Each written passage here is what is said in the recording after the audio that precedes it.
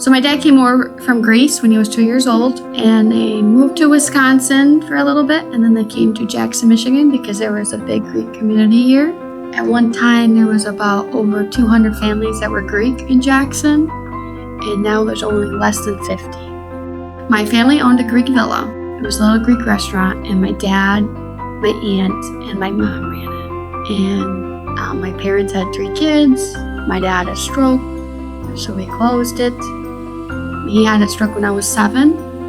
So when I was growing up or whatnot, I had a disabled father. And the way that I seen people talk to him, like, oh my gosh, the Greek Villa is the best. Oh my gosh, we miss it. We want it back, on and on and on. And then I worked at Alpha Coney Island in the Crossing now.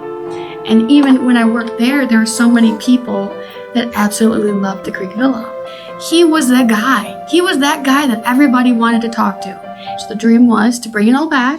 So then when I found these 2 buildings in Napoleon, Screamini's and the Chocolate Mousse, I just thought I was just going to rent out the building for the Chocolate Mousse and be like, okay, this is my catering business. So long story short, it was the day before Mother's Day of 2020. My mom, the day before we went to go look at it, my mom was like, I think your dad used to own that.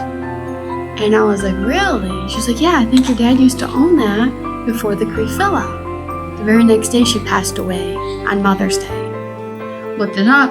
Yes, it was true. 1979, it was called DC's Pizza. My dad used to own that before the Greek Villa.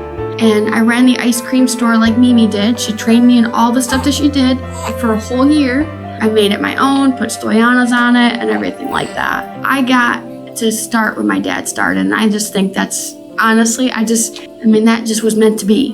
The one thing I love about my little shop is I can go outside and my customer sees me and they all honk the horn when they drive by. And I just feel like that's like a neighbor, like, hi neighbor, and to me, I know that seems so simple and so small, but that just makes you feel like you're in a nice, good community.